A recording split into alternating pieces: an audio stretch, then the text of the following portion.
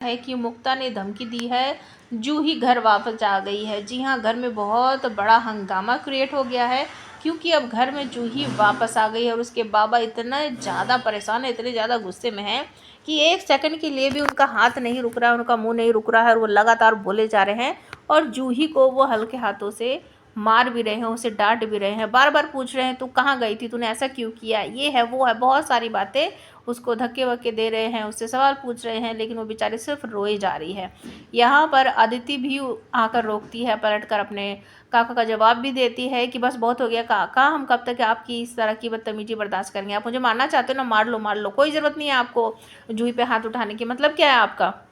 सारे घर वाले अब इस बात को लेकर परेशान है कि जूही आखिर गई थी तो कहाँ गई थी, और कुछ लोग उसका सपोर्ट भी कर रहे हैं कि तुझे कोई जवाब देने की ज़रूरत नहीं है, लेकिन फिर भी जूही के पिता जो हैं उसे लगातार डांटते रहते हैं, पूछते रहते हैं तूने ऐसा क्यों किया, मेरी नाक नीची करा दी, मेरी समाज में बेइज्जती करवा दी, और अचानक से हाथ उठाकर उसको मारने की कोशिश करते हैं तो सामने आ जाती है मुक्ता और कहते हैं बस बहुत हो गया भाऊजी, आप तो रुकने का नाम ही नहीं, कब तक आप अपनी बेटी को इस तरह से मारते रहोगे, डांटते रहोगे, पहले उससे पूछ तो लो उसने ऐसा किया क्यों, या फिर वो खुद चली गई थी या उसके साथ कुछ हुआ, आप इतना तो पूछ नहीं रहे हो, बस क्यों चली गई थी क्यों चली गई थी कर रहे हो, और ये भी तो देखो कि हमारी लड़की सही सलामत हमारे पास आ गई है। अब इस बात को लेकर जूही जो है वो खुद रोई जा रही है बेचारी, तो क्या कभी जूही अपने मन की बात या फिर सच्चाई बता पाएगी किसी को कि वो किस वजह से चली गई थी, मतलब अगर ये शादी हो भी जाती, वो कर भी लेती, तो क्या कभी वो खुश रह पाती, नील खुश रहता, कभी वो बता पाएगी ये बात सच्चाई।